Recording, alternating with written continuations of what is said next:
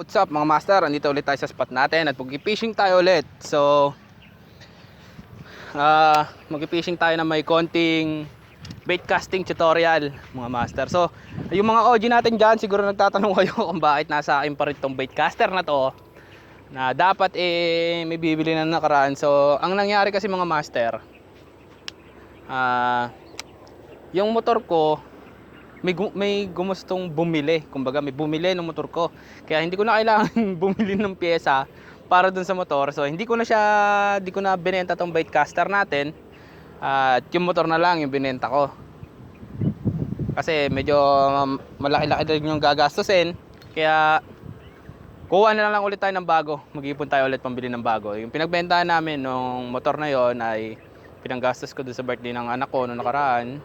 Same time yung mga gastusin rin sa bahay, kaya nasa akin pa rin tong bait caster na to, at yung medium tip pa rin yung nakakabit mga master. At nung nakaraan kasi naputulan ako dito, so nag-upgrade tayo ng 40 pounds na braided line times 8 Ascon Fish, yung brand ng line natin. Parang nasa 28 yata or 30 yung 30mm yung diameter nito. Mas makapal to kaysa dun sa ginagamit ko nung nakaraan na 30 pounds lang, kasi 30 pounds ko nasa ano lang yata yun 26mm yata yung diameter nun. So kipishing muna tayo, may nakita na akong dalag dun, may bubbles na rin. Teka, baka hindi pa umalis.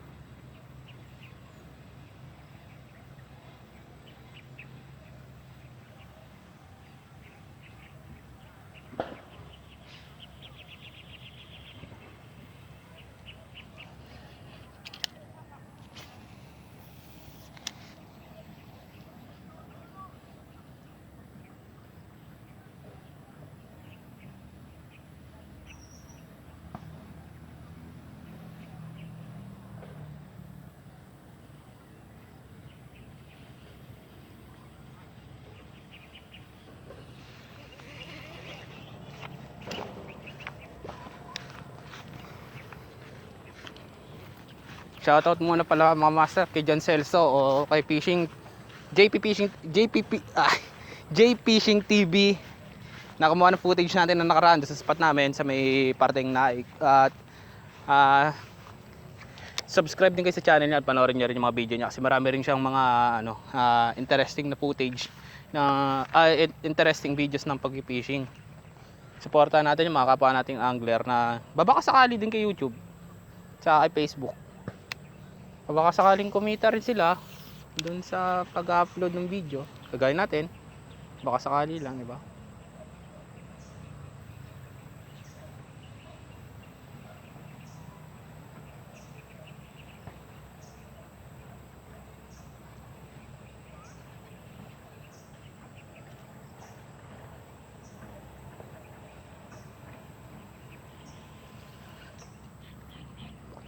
So umpisa natin yung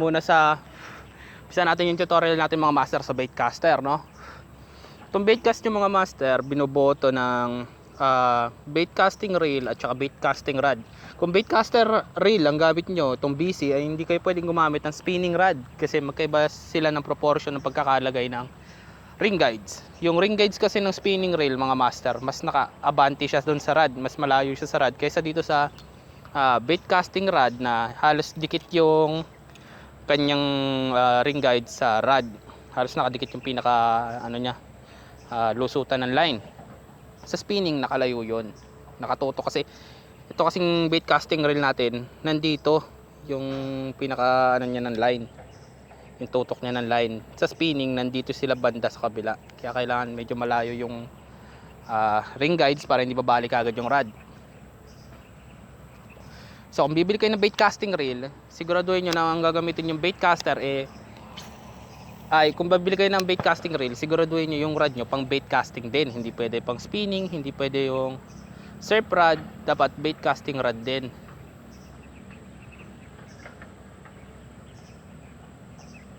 Para hindi kayo magdodoble gastos. 'Di ba? Mura lang naman tong setup mga master. Sa Shopee, meron kayo mabibili na 900 plus na set na rod and reel na 'yon, yung sugayilan na kulay black yung dating gamit ko. 900 plus lang 'yon. Pero kung gusto niyo na medyo may presyo na konti, itong setup natin to, 2.5 to. Yung rod ko 1.6 tong rod ko, double tip. Tapos ang reel ko nasa 1.2 yata, mga ganun, something ganun. Basta 2.5 may get tong setup na to, plus ang aking gamit na line nasa 400 plus to. Itong Ashcon na 300 meters kasi ang binibili ko mga master, para kung sakasakaling mapuputulan ako lagi, may pang reserva pa tayo. Sa lures naman mga master, pwede na yung mga Shopee lure na tagte 30, 40. Pag snakehead fishing kayo, okay lang yung mga ganun. I-modify nyo lang. Meron tayong mga videos, may mga videos yung mga kapwa natin dalagista sa YouTube na pwede nyo panoorin kung paano mag-modify ng frog lures, yung bladed type at saka skirt. Dalawang klase kasi yung soft frog meron siyang, bali tatlo pala. Meron siyang may blade or spoon, meron siyang may skirt, at saka meron din siyang yung style popper. Tapos meron din kaming ginagamit na mga cork lures tulad ng mini jaws, yung auto WTD, yung triangle head na jump frog.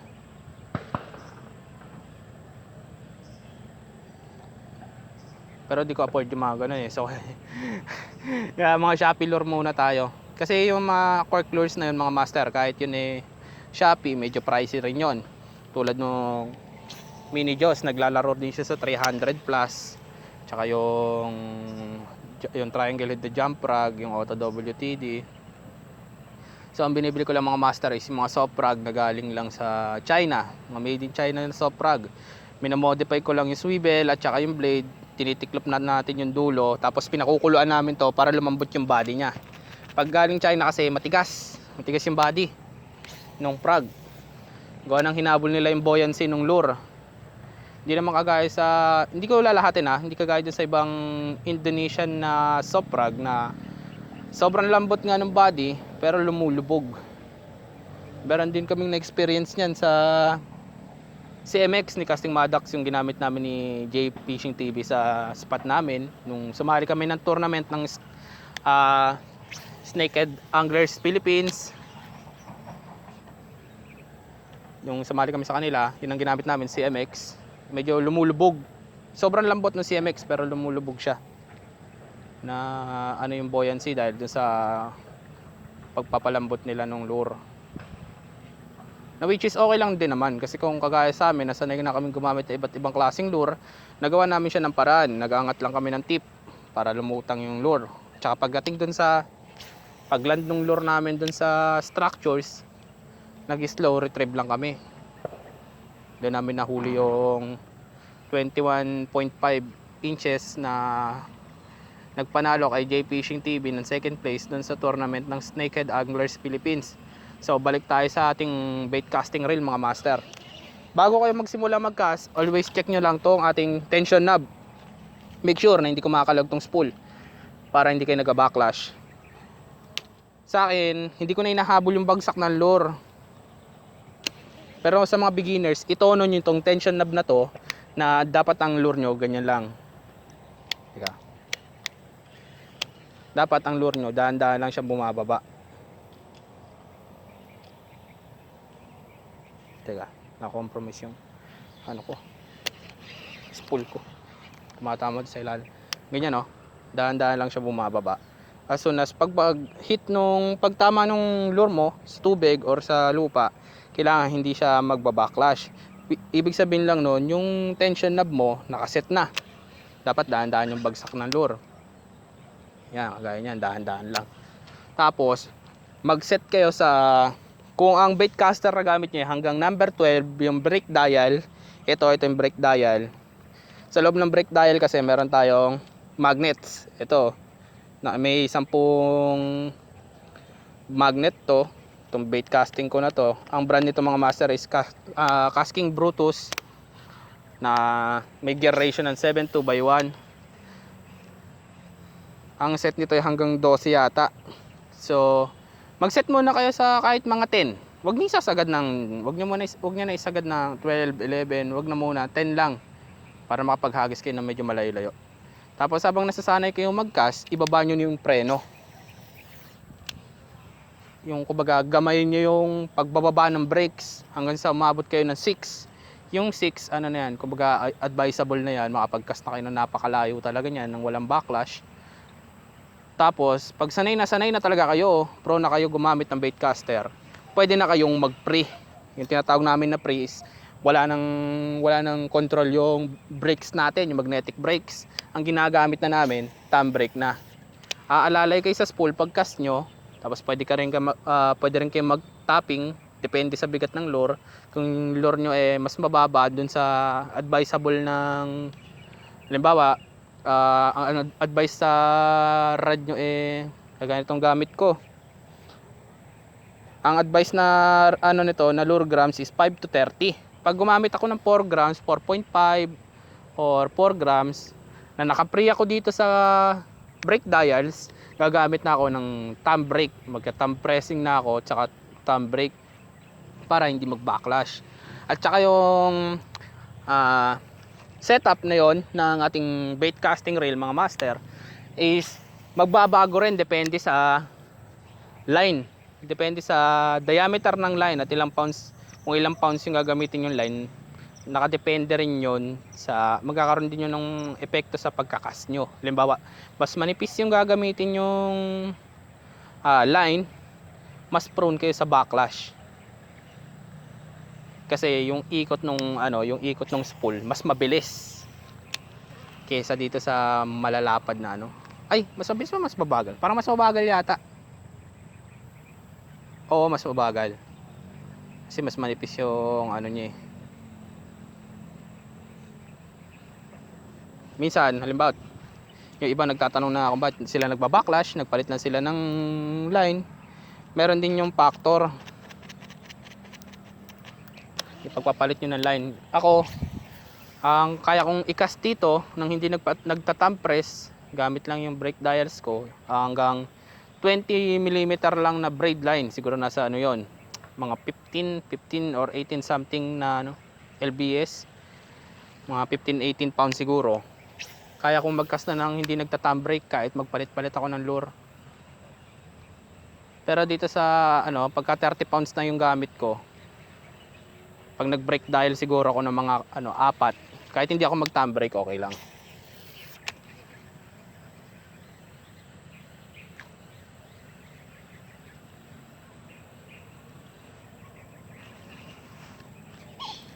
Pero bago kayo magpapalit ng line mga master, sundin nyo yung sinasuggest ng rad at saka ng reel. Bawa kagaya nito, ito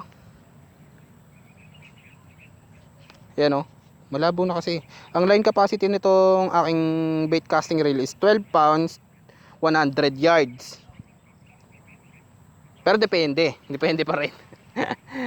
Yun yung sinasuggest niya, pero depende pa rin.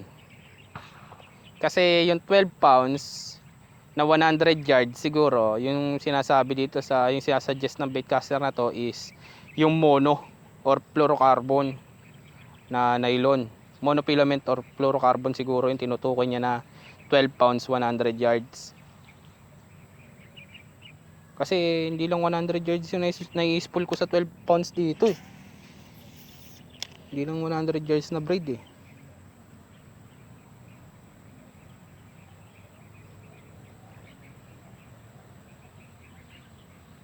mahigit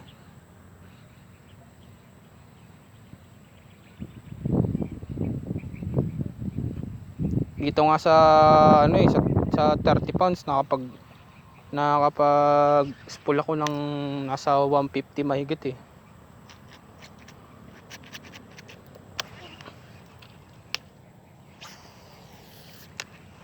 Tsaka kung snakehead fishing kayo mga master, ibigay niyo lahat ng effort nyo para yung lure nyo hindi bumagsak sa tubig. Kung meron kayong pwedeng patamaan na structure doon sa spot nyo, halimbawa yung mga ibabaw ng kangkong, yung sa gilid na damuhan, doon nyo pabagsakin yung lure nyo para hindi nabubulabog yung spot. Kasi hindi naman lahat ng spot sobrang aggressive ng dalag. Ginagawa lang namin yung nagpapabagsak kami ng lure sa tubig kapag yung spot na pinupunta namin eh alam namin masyadong aggressive yung mga dalag. Pero kasi mga spot na pagbagsak pa lang ng lure mo sa tubig, ini-strike na agad. Dito kasi hindi masyadong aggressive yung mga dalag dito eh. Ang dami nilang pagkain kasi. Kaya minsan kailangan mo silang kulitin eh. Tsaka sensitive din sila sa ingay. Once na may pumunta rito at nag-ingay, kahit tahimik ka mag-fishing, wala, bulabog na agad. So yun yung point of view ko sa paggamit ng baitcaster tsaka sa setup mga master. Basta tandaan nyo lagi, sundin nyo yung sinasuggest na line at lure grams, line weight at lure weight ng rod nyo para iwas bali at para makapag-cast din kayo ng malayo. Ganyan. Sobrang lambot ng frog lure, sumabit pa. Uy, shit. Oh no, mabubulabog yung spot ko. Sumama yung kangkong. Wala na, bulabog na.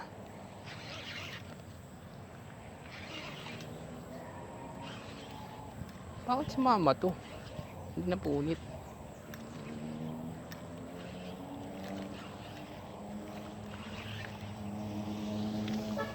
Yan ang isa sa dahilan kung ba't ayaw kong gumamit ng ano eh. Sobrang lalambot. Ay, kaya pala. Kangkong na may damo. Kaya sobrang tibay niya. Tapos bago kayo magakas, check nyo yung line nyo kung hindi ba nakapulupot dun sa tip or wala siyang ibang pinupuluputan, wala siyang gas-gas, para hindi kayo nagkakaroon ng error pag nag-fishing, na which is mali ko. Nung nakaraang video mga master, yung recent upload ko, pumutok yung line. Pumutok yung line, 28 pounds yun na na Ashcon fish din na times 8. Ang problema, may scratches na yung niya, line niya, yung malapit sa lure. Kasi minsan pag nagpapatama ako sa kahoy, yun yung madalas gumagasgas eh, may mga scratches siya eh. Kaya yun, pag hookset ko pumutok. Ang masama pa ron, dala niya pa yung paborito kong lure. Yun ang pinakamabisa akong lure sa lahat eh, yung natangay pa niya. So wala na akong mabisang lure. Umorder na naman ako ulit sa Shopee ng soft rag.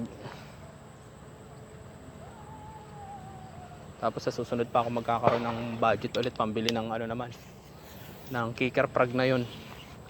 Yung natangay na sa akin kasi medyo pricey yun eh. Parang nasa 70 plus yun eh. Tag 30 lang ang afford natin sa ngayon eh. Diba, isipin nyo mga master, gagamit kayo ng mamahalin. Oo, mas attractive yung mga mamahalin na lure.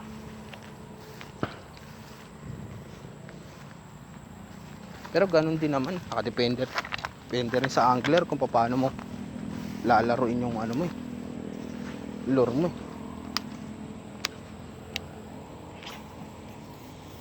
Kahit sabihin mo mumurahin lang.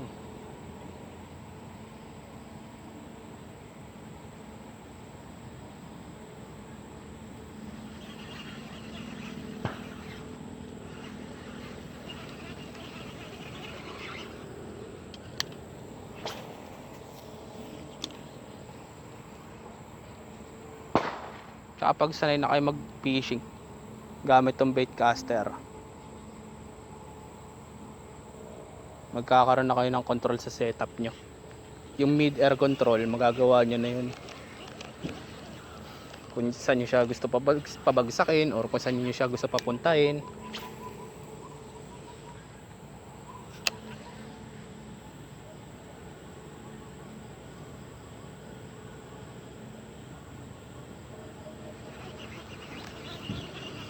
Ang daming palaka dyan sa dulo, di ibig sabihin bibihira na makapunta yung mga dalag dyan. Kasi kung nakakapunta sila lagi dyan, ubos yung mga palakang bukid na yan.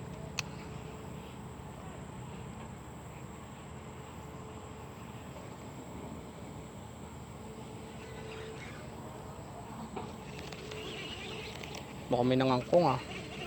Putol-putol yung mga kangkong. Kate.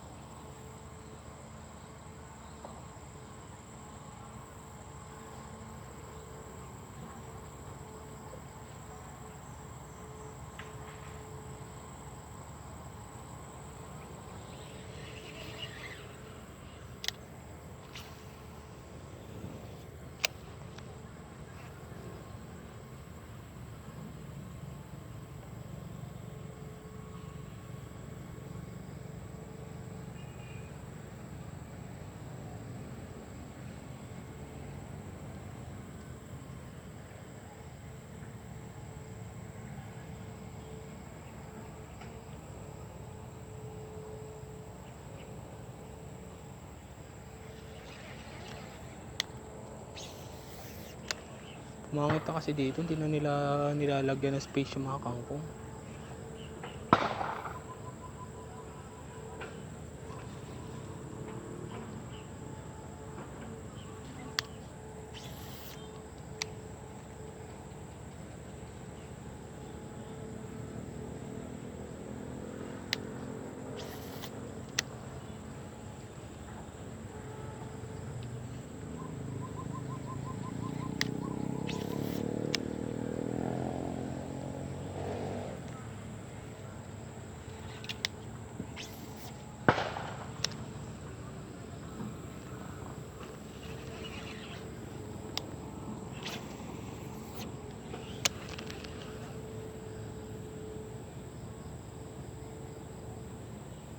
Tsaka hanggat maaari para sa mga beginner, mga master para doon sa mga beginner natin na snakehead fishing o kahit anong kung anong style ng fishing nyo, kahit shore casting, boat jigging, light jigging, micro jigging o rock jigging, kahit anong klaseng jigging. Basta kahit anong fishing style mga master o anong ini-aim nyo hulihin, gumamit kayo lagi ng gloves. Kasi una, para yan sa pag tatay ng knot, hindi tayo masusugatan kung sakaling magtatay tayo ng leader to mainline na fishing na na setup, hindi masusugatan yung kamay nyo. Or kahit sa pagtatay din ng hook, para kung sakaling madali yung gloves nyo lang ang mahuhook, hindi yung kasama yung kamay nyo. Napakahirap kasi magtanggal talaga ng ng hook, lalo na pag treble yung umano sa'yo. Treble hook yung bumaon sa'yo, yak ka talaga. Kung single hook lang, ayos lang madaling tanggalin yung treble ako nahirapan dati nabawanan ako ng single hook lang, nag-fishing kami sa tilapia. Pag hook set ko, tumalsik ko punta sa akin yung yung bobber, yung floater. Doon ako na-hook yata ako nun sa tuhod. Hirap tanggalin, kinailangan ko pang palabasin yung barb niya dun sa balat ko, patagusin bago namin kinat yung dulo yun sa area na may barb. Saka ko hinila palabas.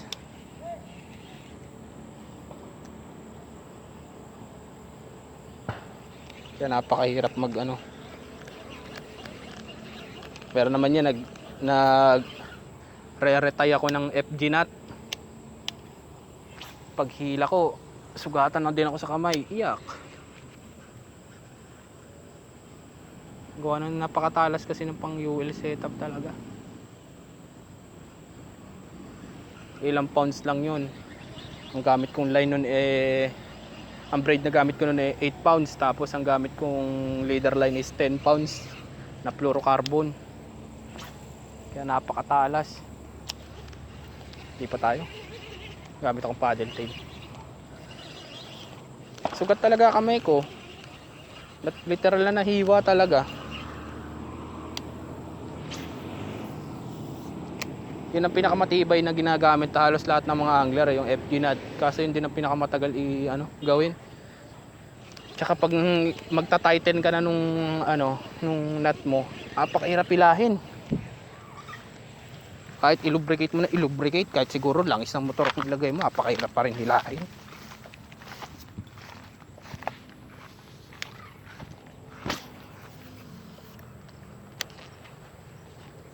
Nakakatuwa lang mag snakehead fishing. Matututo ka ng iba't ibang klase ng dito ng pagkakas.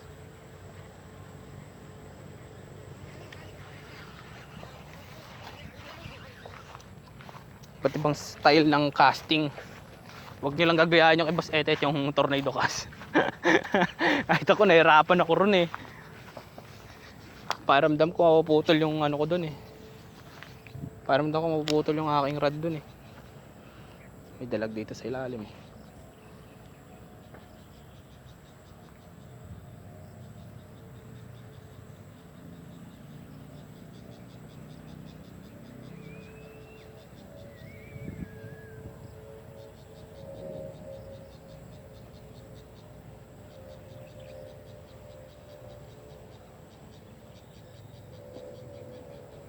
Ayaw niya kumagat sa frog. Pero meron dyan sa ilalim, nag-bubbles pa ganun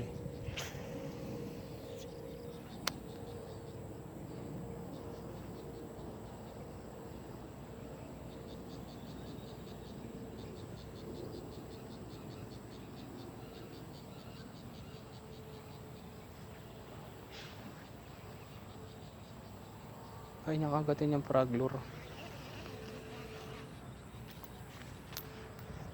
Ano na lang tirahin ko to.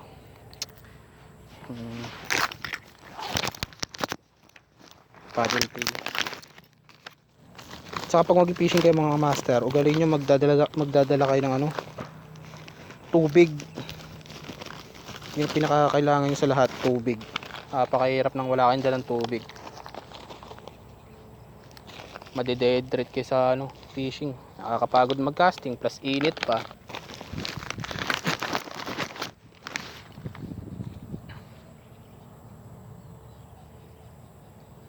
Tsaka minsan, lalo na para sa mga beginner natin, huwag kayong padadala dun sa mga sinasabi ng ibang tao na ay walang isda dyan, ay ganto ganyan dyan, ganto ganyan dyan. Yung parang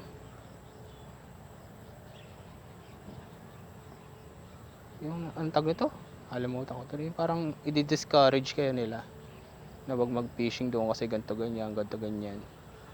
Tandaan nyo sa libro nga may isda ng tubig 'di ba? Baka mamaya yung lugar na pinaka unexpected na may isda, doon pala yung malalaking isda nakatira.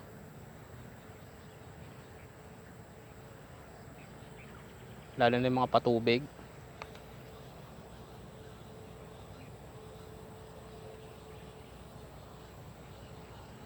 Mostly maraming dalag din sa mga irrigation, mga patubig ng palayan. Yung mga malalalim wag naman yung patubig na nasa gilid lang.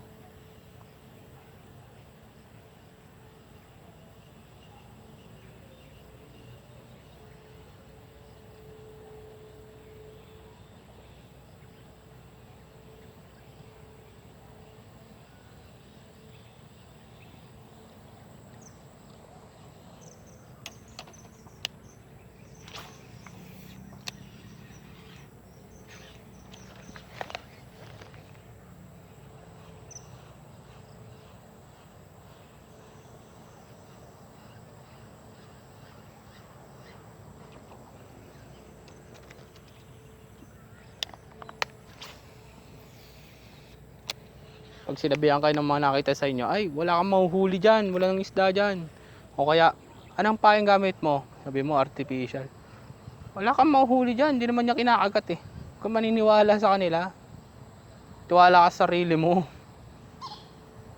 Kasi minsan yung mga nagsasabi sa'yo na ay hindi kakagatin yan, ay walang isda dyan, yung minsan nagsasabi nun sa'yo mga hindi naman namimingwit dun sa lugar or wala namang alam sa pamimingwit Minsan dito may nagsasabi, ay wala kang mahuli dyan boss, wala namang isda dyan Or minsan may nagsasabi dito sa akin na ano bang pain yan, dapat pain mo bulate. Walang kakagat niyan. Natutuwa ako pag may nagsasabi sa akin ng ganun, tapos bigla ako magkakaroon ng strike. Laking sampal sa mukha nila nun eh. Kaya minsan tuwa ako sa ganun eh. Yung kailan sasabihan ka na wala kang mahuhuli, saka naman may kakagat. Hindi naman sa masama ugali, 'di ba? Nakakaano rin kasi minsan eh, kumbaga, ano bang alam niya sa ginagawa namin? Ano bang alam niya sa ginagawa ko? Ba't sasabihan niya ko walang mahuhuli? Ah, ilang araw na akong zero, tapos hihilingin yung wala akong mahuli. Mga hayop kayo. Kadalasan ganun talaga eh. Yung sabihin na wala akong mahuli dyan boss, walang ano dyan, walang isda dyan, ganyan, ganyan, walang laman yan. Pero nandun pala yung mga malalaking dalag, malalaking tilapia. Kasi nga, wala daw mahuhuli. So yung mga mamimingwit, imbis na mamimingwit doon, hindi na mamimingwit kasi wala nga mahuhuli. Kaya yung mga isda doon, nakakalaki na. Nakakapagparami sila. Dapat pala ganun ang gagawin ko technique. Boss, saan yung spot mo? Ah, walang mahuli dyan. Walang mahuli dyan sa spot ko. Ubus na.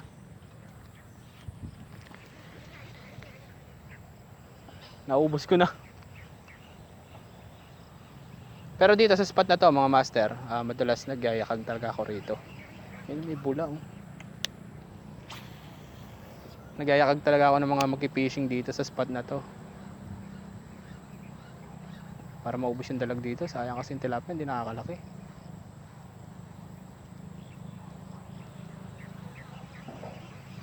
Hindi siya kumagat, tumakbo lang siya pala. Yung natakot siya sa paddle tail. Maliit siguro yun.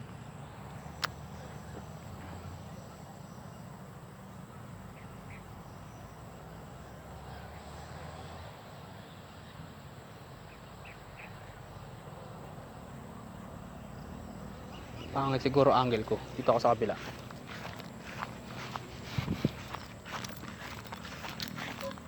Palit tayo ng angulo. Yan, dito tayo dito.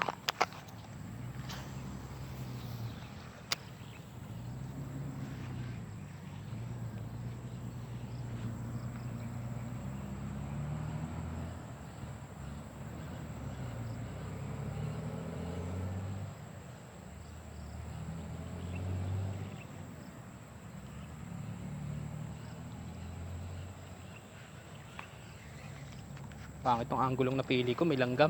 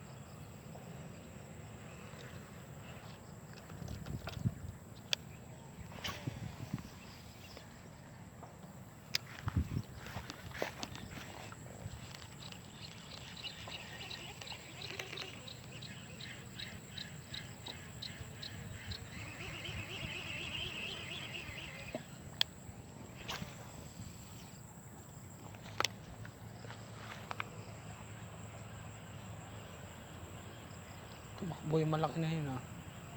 Natatakot sa paddle tail.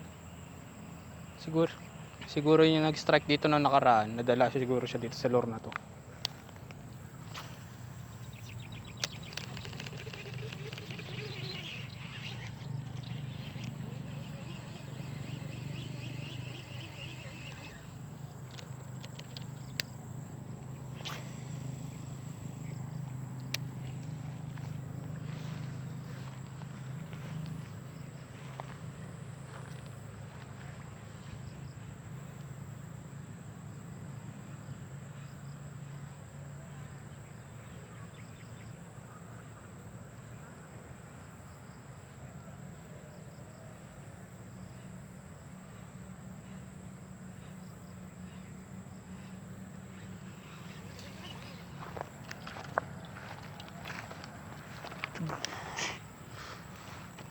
Umalas kayo mga masasamang espiritu. Tangina kaya, puro basura.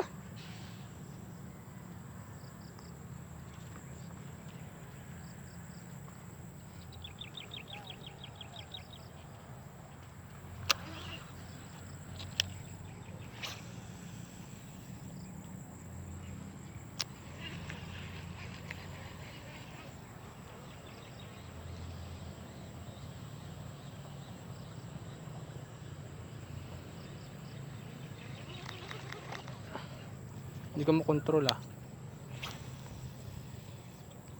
Yun.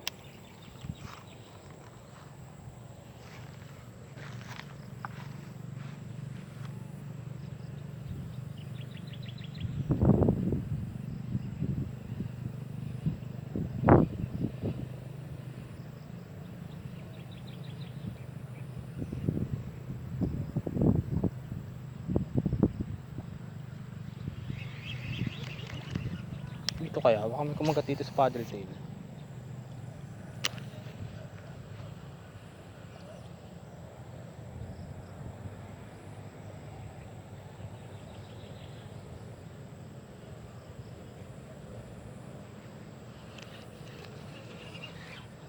Wah, maganda pala action ng paddle tail na to sa ano? Duckweed.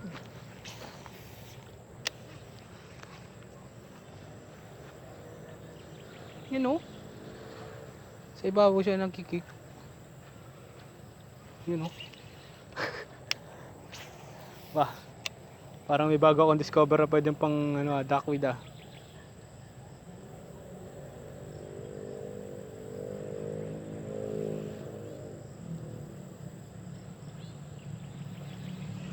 Pwede pang duckweed. Wag lang may kangkong. Ayun oh, nasa ibabaw siya oh. Pumapalo-palo yung buntot niya. Experiment time. Wala nang magawa sa ano, sa lure.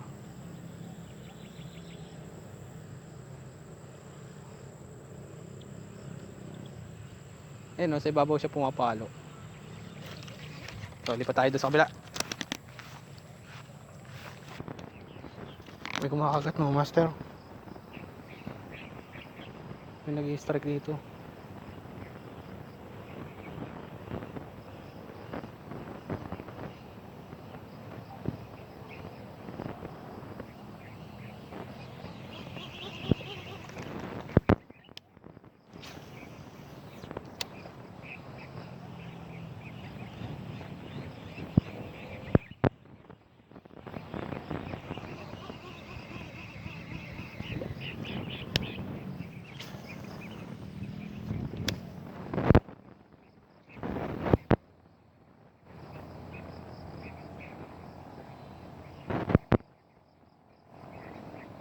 Yung mga nag-i-strike oh.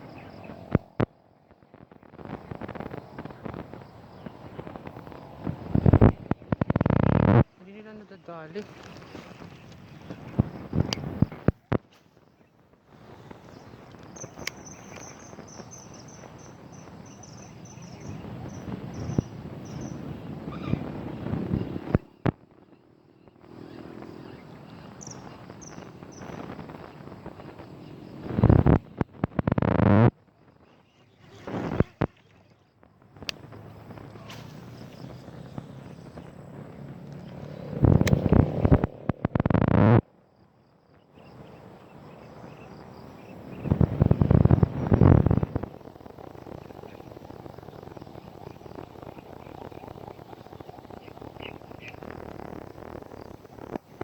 Yan. Tangina. Nako.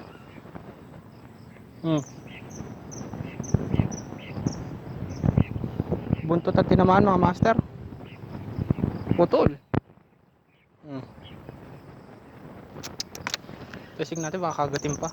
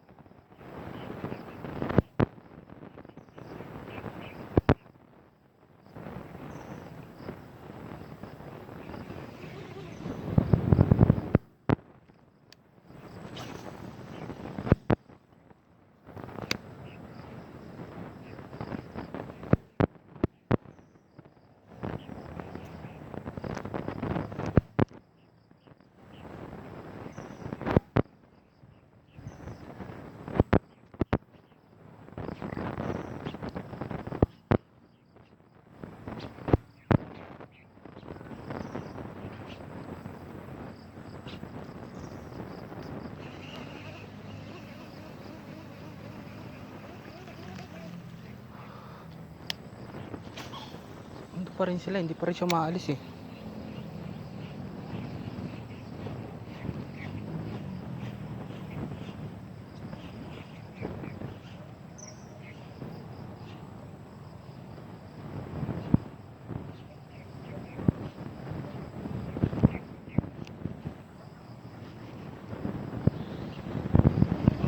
Doon pa rin siya sa gilid niya. Hindi siya naalis. Buntot yung nadali niya.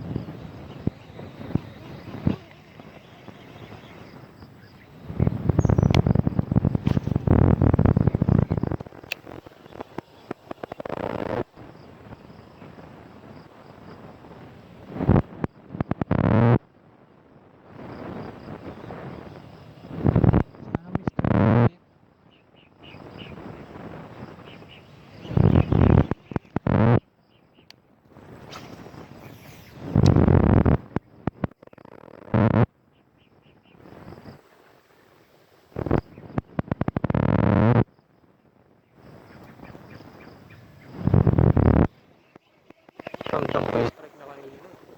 Tinamaan niya siguro yung hook.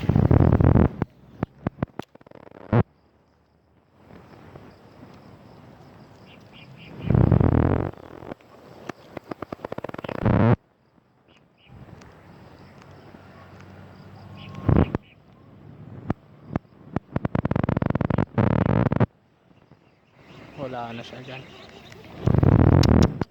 Sayang. Tignan natin, baka may kumagat pa dyan kahit putol na yung ano.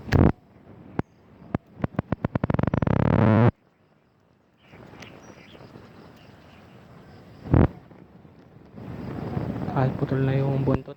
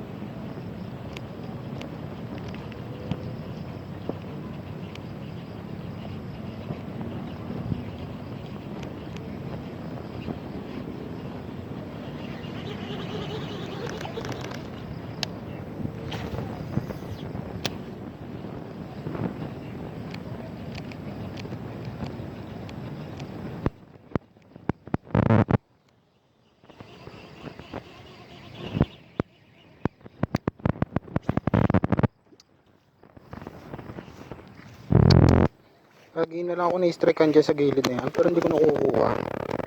Naiinis naman ako sa ganyan. Ay naku, buhay parang live. Sumabit pa yung sa akin. Halagang 35 pesos. Putol. Goodbye. Sana kainin ka ng mga dagat. Para sunod na fishing video ko dito, tilapia naman.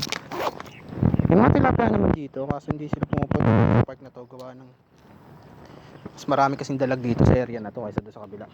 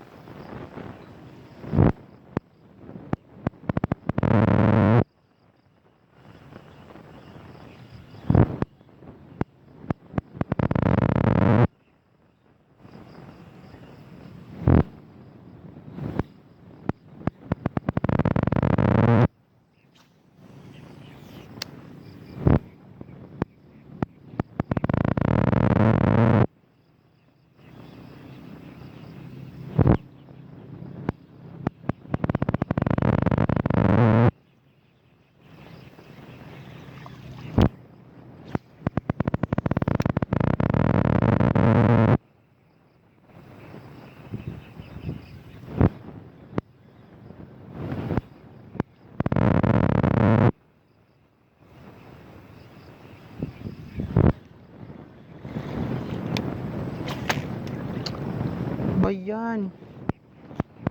Backlash, backlash.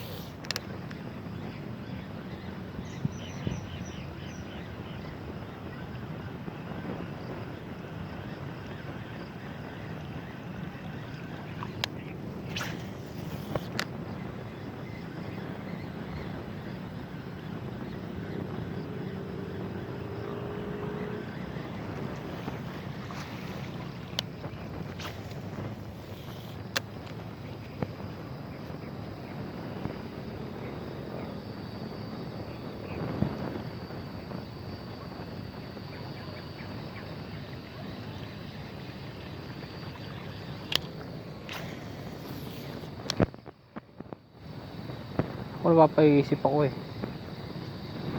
Lasunin ko na kaya to. Putya, tatlong paddle tail ko na naputulan ng buntot dito.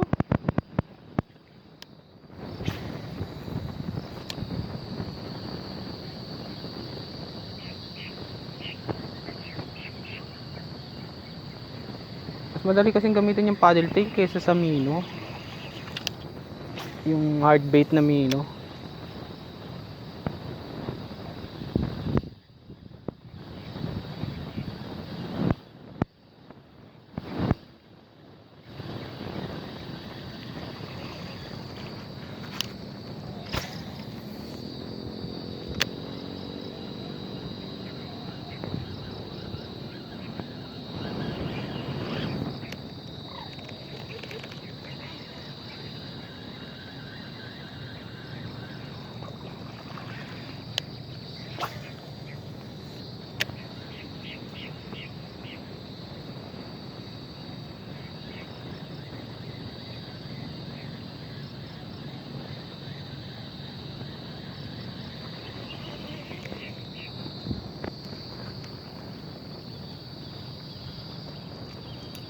Palit tayo ng ano, ng WTD. May soft bait ako dito ng WTD.